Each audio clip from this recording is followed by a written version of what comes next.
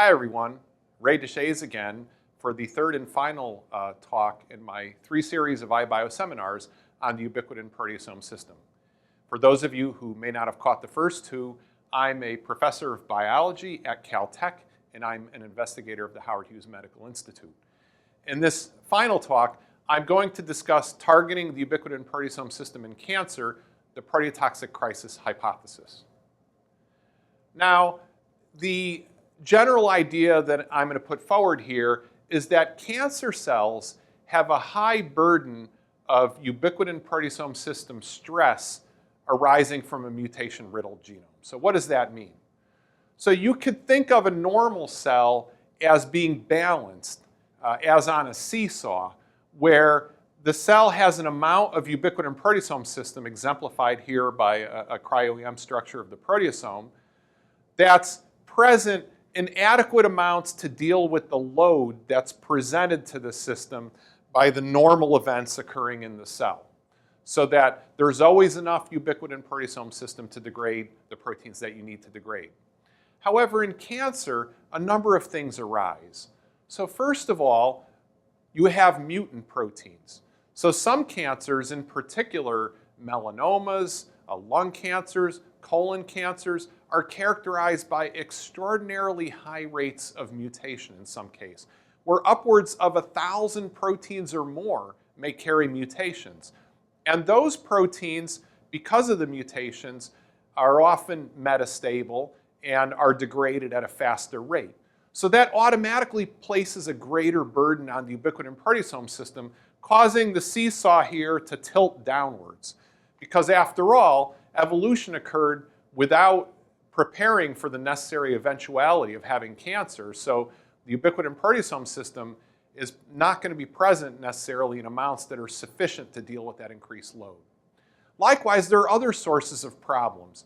There are frequently genes that become overproduced in cancer for a variety of reasons. And then there are whole suites of genes that get overproduced through a phenomenon known as aneuploidy, where the cancer cell can gain extra chromosomes. And this is actually a widespread phenomenon. In solid tumors, over 90% of them have been shown to be aneuploid, in some cases having excess copies of multiple chromosomes. Now, why is that a problem? Well, imagine a structure like the ribosome. The ribosome has about 80 different proteins, and they're encoded all on different chromosomes. Now, if all of a sudden you have an extra copy of, let's say, chromosome 1, then whatever ribosomal proteins that are encoded on that chromosome will now be made in excess compared to the other ribosomal proteins. And so when the cell goes to assemble the ribosomes, it's going to be left with extra copies of those proteins. So what happens to them is that they're degraded by the ubiquitin-proteasome system. Again, this places a greater demand on the system in a cancer cell.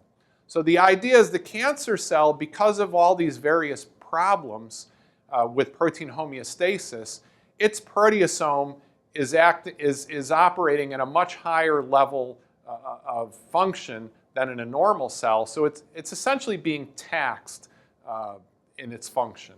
And so if that's the case, then the cancer cell should be less able to tolerate inhibition of the ubiquitin-proteasome system than a normal cell.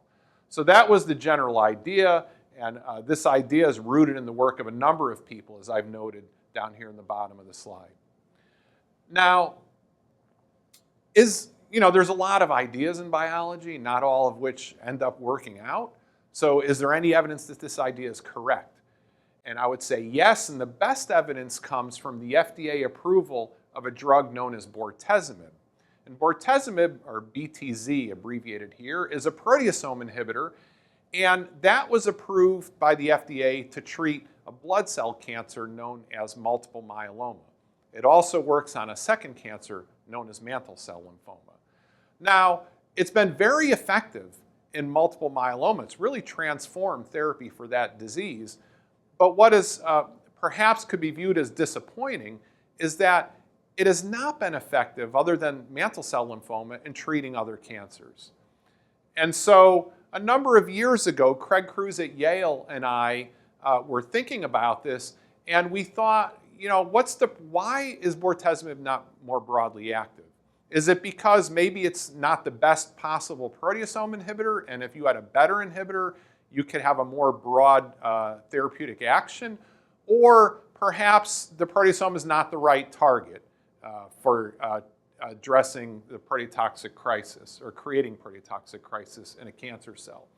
And so to distinguish between those possibilities, we started this company Proteolix, and they ended up making a proteasome inhibitor known as carfilzomib that's now been approved by the FDA in 2012.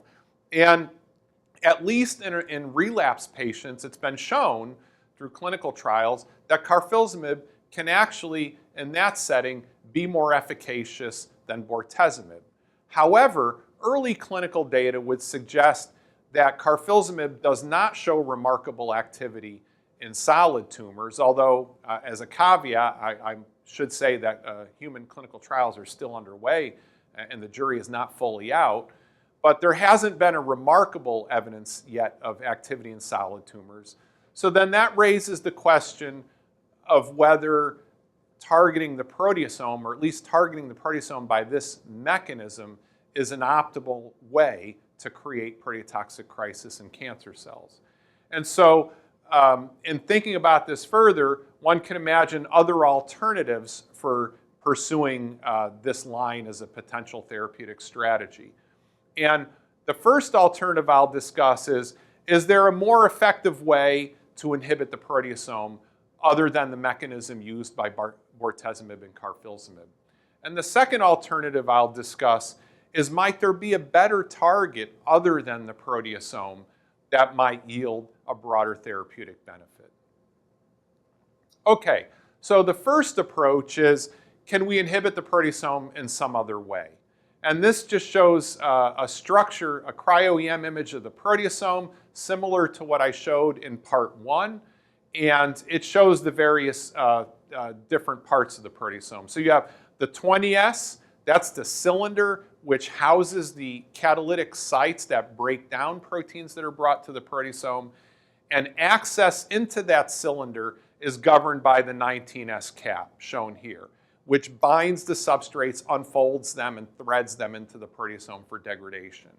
Now, bortezomib and carfilzomib are blocking active sites that are inside the 20S cylinder. And we thought, well, gee, there's all these other ways you can inhibit the proteasome, as I diagram here, by either blocking the recruitment of substrates, inhibiting RPN13, blocking the ATPases that unfold and thread the substrates into the proteasome, or blocking RPN11, which is an enzyme that's essential for cutting the ubiquitin chain off of the substrate as it's being threaded into the proteasome. And if you don't cut the chain, the threading process stops because the ubiquitin chain ends up interfering with the insertion of the protein into the proteasome. And so my lab was interested in this particular idea of RPN11 inhibition potentially being a way to shut down proteasome activity. And this slide just documents in a very cartoon mode what the difference between bortezomib, carfilzomib, and RPN11 inhibition would be. So the bortezomib and carfilzomib, which I call OMIBs, they act by blocking these scissors that are on the inside of the proteasome. So substrates can still be threaded into the proteasome, but then when they get into the proteasome, they're not broken down efficiently because those scissors have been blocked. On the other hand, RPN11 is on the outside of the proteasome. It's this scissor right up here. And if you block that, you can begin translocating substrate into the proteasome because that process is not affected. But then when the ubiquitin chain arrives at the entry portal, it'll clog it and it can't be removed. So the process will stop there with the proteasome presumably blocked up because you can't insert substrates into it any longer. And so molecularly, the scenario on the left and the scenario on the right are quite distinct, and we thought that these distinct mode of inhibitions could potentially lead to a distinct therapeutic profile. And there's certainly precedence for thinking about this. Just in a very simple sense, we know that aspirin, acetaminophen, and ibuprofen basically all hit the same target, but it's clear that they have different properties in different people. and are used for different reasons. And so the same logic would apply here, that inhibiting, and this is a much more complex target than what those drugs hit, that hitting this target in different ways could have very different therapeutic effects. So the question we then wanted to address is, well, this is a neat idea, but can RPN11 actually be targeted by a small molecule drug? And we had reason to believe that it could because, first of all, RPN11 is a protease. It clips the isopeptide bond that links ubiquitin to a lysine side chain. And we know that proteases have been successfully targeted in the past. Bortezomib itself is a protease inhibitor of the proteases inside the proteasome. There's the HIV protease inhibitors that are used in combination therapy for HIV-infected individuals. There's also ACE inhibitors, angiotensin converting enzyme. These are used to treat hypertension, and literally millions of people worldwide take these drugs. So proteases are good. Number two, RPN11 is a specific type of protease that uses zinc to carry out the catalysis. And there's a number of different zinc enzymes, including proteases and other type of hydrolases, that have been successfully targeted. Once again, the ACE that I've already referred to is a zinc metalloprotease, and so we know that that works. Carbonic anhydrase is targeted by a molecule diamox. This is used to treat altitude sickness. And histone deacetylases are targeted by a molecule known as varinostat, and there's others as well, that has been approved by the FDA, and those are used in cancer therapy. So proteases can be targeted, and zinc hydrolases can be targeted. So we reason that RPN11, in fact, was a good addressable target. So Frank Parlati, who had worked at Proteolix where carfilzomib was developed, came to my lab to do a sabbatical. And in that sabbatical, we set out to address whether we could start building drugs to target RPN11. And so what Frank did is he devised an assay that would allow us to do high throughput screens. And for this assay, he built a very simplified stripped down substrate where we took ubiquitin and we reiterated 4 copies of it in tandem and then attached a peptide, this blue sequence here, to the C-terminus of the last ubiquitin. And that peptide had a unique cysteine in it, and we could label that cysteine with this green fluorophore, okay? So this whole substrate could be expressed in E. coli, purified in large amounts, and labeled with the fluorophore. If we then incubated this with the proteasome would clip this bond linking the blue peptide to the 4th ubiquitin, and in clipping that bond, it would release this fluorescent peptide. Now the key point here is that molecules tumble in solution, but the smaller something is, the faster it tumbles. And you could measure that tumbling by a procedure known as monitoring fluorescence polarization. And what Frank shows here is he can measure this fluorescence polarization as a function of time after adding proteasome to his substrate. And in the absence of drug, you get this black curve where you see the fluorescence polarization decreases as the molecule is cleaved and you release the smaller peptide that tumbles fast. If you add epoximycin, this is just a molecule very closely related to carfilzomib, the 20S proteasome inhibitor, and this really has little or no effect on the assay, as should be the case, because affecting the active sites inside the proteasome should really have no effect on RPN11 ability to cleave. However, if you add ophenanthroline is a zinc chelator that can bind the zinc atom in the active site of RPN11 and therefore interfere with its ability to participate in catalysis. And you can see that ophenanthroline wipes out the activity, as does ATP gamma S, a non-hydrolyzable ATP, which confirms what we knew, which is that for RPN11 to work, it requires the ATPases of the cap to be active. Okay, so using this assay, Frank then set out to do a couple of screens. The first screen he did with our collaborator Seth Cohen, who's at UCSD. Seth is a chemist who's very interested in metalloenzymes, and so he has patiently built a collection of small molecules that chelate metal atoms and thereby can be used as the starting point for building inhibitors of metal-dependent enzymes. So he had a collection, it's about 250 molecules, which was very appealing to us because it's a very small number of molecules to screen.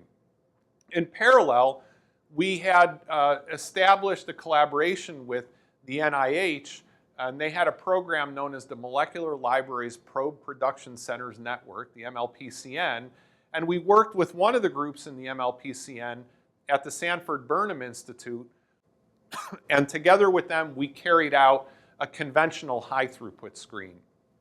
And this shows the results of the screen where every dot is a single compound, and on the left, you see the high-throughput screen carried out at Sanford Burnham, and this was 350,000 compounds, a very large number. On the right, you see the screen we carried out with Seth Cohen, which was a much smaller number of compounds, 244 to be exact. But you see, even in that small screen, we picked up a few very good inhibitors. Now, what was incredible to me about these two screens is that they basically yielded the same molecule. So shown here is 8-thioquinoline. This emerged from the Seth Cohen library. And this molecule here, H18, emerged from the high-throughput screen. Well, H18 is a thioester derivative of 8-thioquinoline.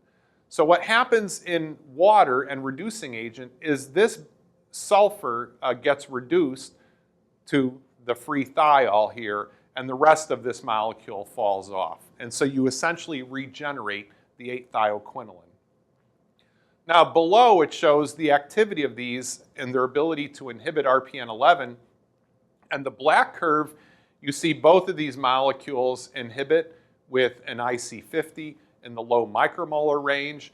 And the red curve shows that if you add a complex that was synthesized in Seth's lab, a zinc complex, that will bind molecules that chelate zinc. And what this does is it just shifts the curves over to the right, because now you soak up all of the compound on that zinc cyclin complex. So that confirms the mechanism that these are working by chelating the zinc.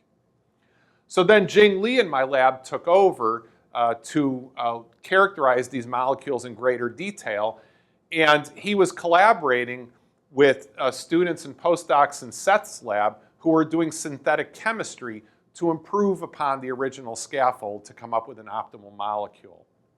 And the students and postdocs in Seth's lab, who are indicated on the bottom of the slide, made over 100 different derivatives of 8-thioquinoline, and Jing assayed all of them. And this led us to this molecule on the right we call Capzimin, for 19S-cap zinc metalloprotease inhibitor. And what you can see is that as we went through all of this chemistry, we started with an inhibitor of RPN11 that was about 2.5 micromolar IC50, and at the end we ended up with something that was almost 10 times more potent. At the same time, 8-thioquinoline inhibits other enzymes that are in the same family as RPN11, including CSN5, AMSH, and BRCC36. And what you can see is that as we went through the synthetic chemistry, the inhibition of RPN11 improved. However, the ability to inhibit the other enzymes was reduced. So we ended up with a more specific compound. Not only did this work in vitro, but it also works in cells. So here we have a reporter, ubiquitin-GFP, which is very, very unstable in a cell. It's degraded by the proteasome. And 8-thioquinoline blocks that with an IC50 of about 0.5 micromolar, and Capzimin has a very similar potency. Now, Jing characterized this further. So if we add Capzimin to cells, what you can see on the top here is that it causes accumulation of polyubiquitin, because the proteins modified with polyubiquitin can no longer be degraded by the proteasome.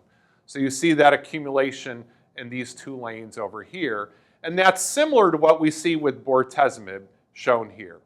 Okay, so that convinced us that in fact we are inhibiting the proteasome. Moreover, if we look at a proteasome substrate, in this case we looked at HIF1 alpha, which I introduced in part 1 of this series, a very unstable protein. you can see in cells treated with DMSO, as I mentioned in that talk, there's essentially no detectable HIF1. When you inhibit with Capzimin, you can see ubiquitinated and unmodified forms of HIF1 begin to accumulate, and very similar result is seen with bortezomib. And so both polyubiquitin and specific substrates of the proteasome begin to accumulate. Now, another thing we noticed, and this is very important for the cancer therapy idea, is that there was a strong induction of what's known as the unfolded protein response. And this is a response that is seen when a cell starts suffering from proteotoxic stress. And it's a coping mechanism that the cell mounts. And some of the classic biomarkers of this are induction of this protein BIP, shown here, induction of a splice form of XBP1, shown here, and induction of CHOP, which is a transcription factor that induces apoptosis. And all of these markers are induced by Capzimin. And so when you add this molecule, it triggers cell death, as is shown on this slide, with an IC50 in the low micromolar range. And interestingly, as shown in red, it also triggers cell death of cells that have become resistant to bortezomib. So this would indicate that you could potentially use RPN11 inhibitors to treat patients who can no longer respond to the FDA-approved proteasome inhibitors currently in use. Now, the second approach I'll talk about is a slight modification on the first, which is the proteasome inhibitors that we have are effective in myeloma. They are not effective in other cancers. And the question is that because we can't sustain inhibition of the proteasome for long enough? And could we improve upon those inhibitors if we could expand the duration of their activity on the proteasome? And so we thought that one way to do this would be to block cells from recovering from proteasome inhibitors. Now, implicit in what I just said is that cells actually do recover from the inhibition. And the fact that they do was shown in this paper from Ken Anderson's lab at Dana-Farber, where they were taking samples from patients after treating them with bortezomib. And then they ran transcriptional microarrays on these samples to look at gene expression. And if a sample is green, if a protein or an RNA is green, that means its level is not changing after dosing. And if it's red, it means it's increasing.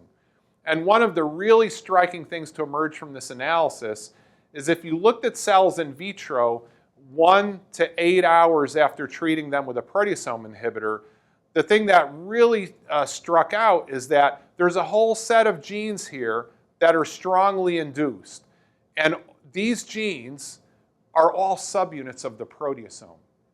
So when you inhibit the proteasome, the cell responds by increasing the production of mRNAs that encode proteasome subunits.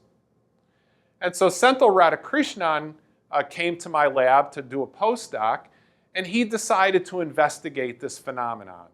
And to make a long story short, Senthil discovered that this induction is mediated by a transcription factor that's known as Nrf1 or NFE2L1.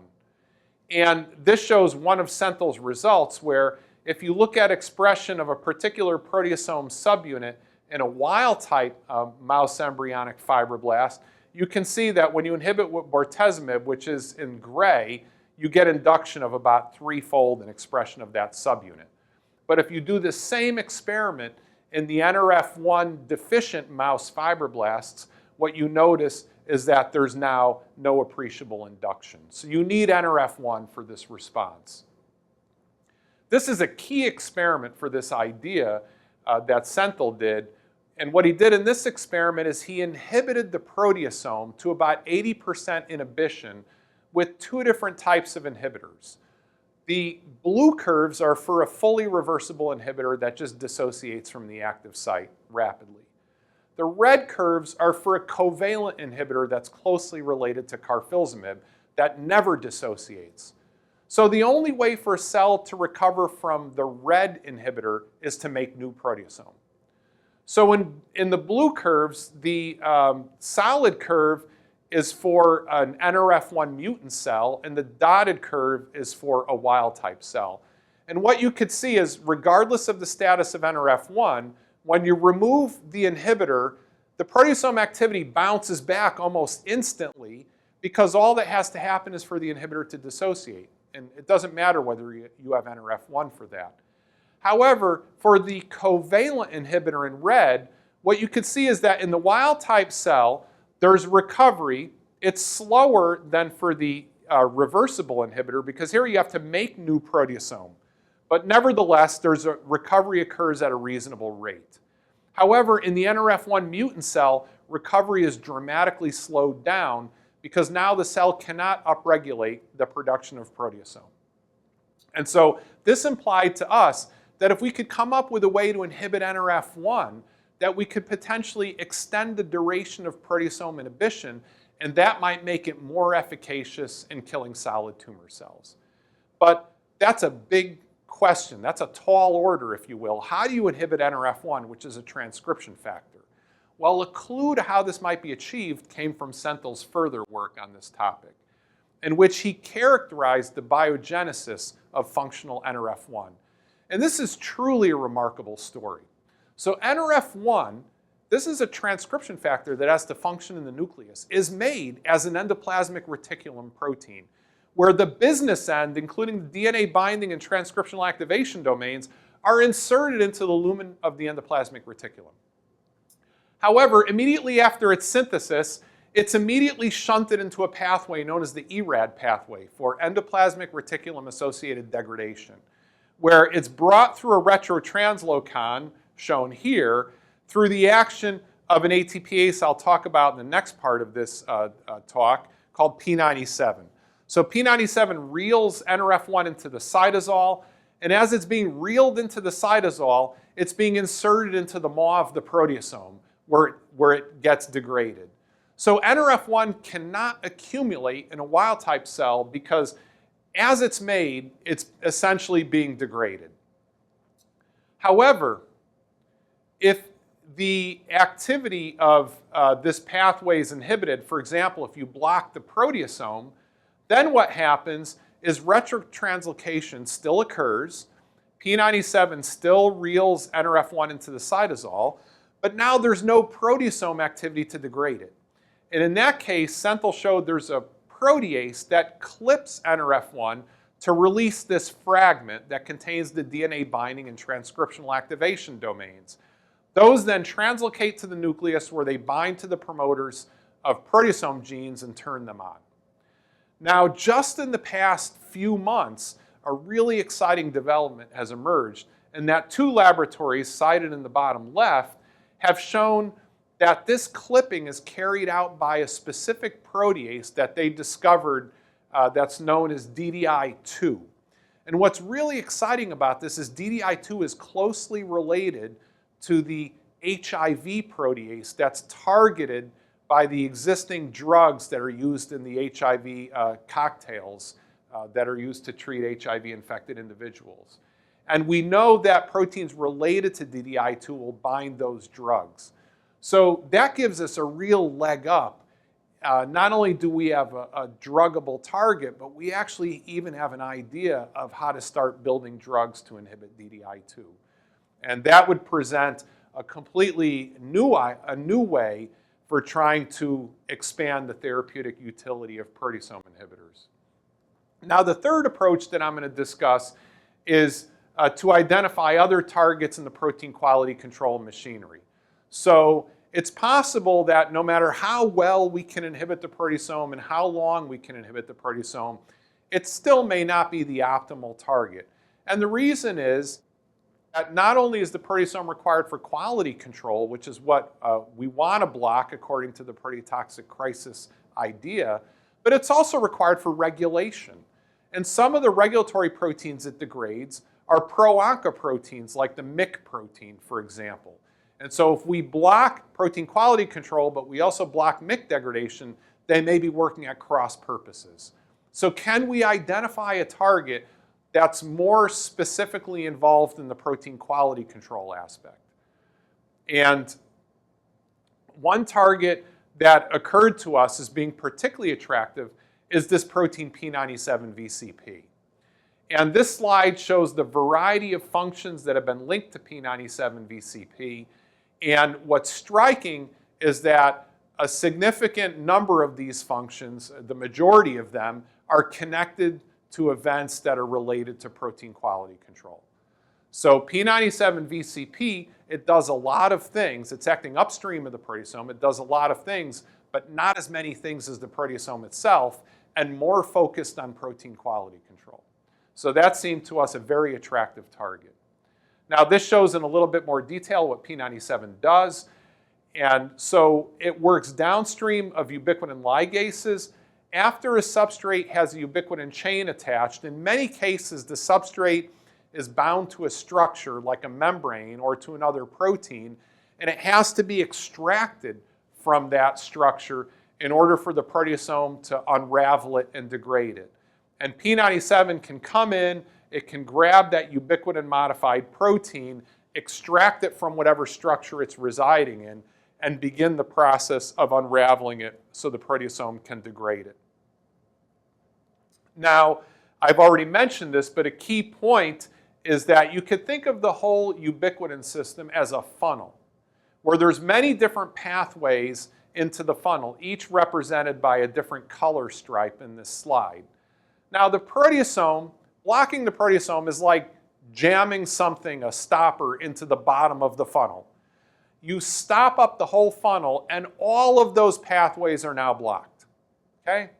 Now, P97, on the other hand, is only required for a subset of these pathways that I've blackened out here. So if you block P97, you're only blocking a subset of the ubiquitin proteasome system.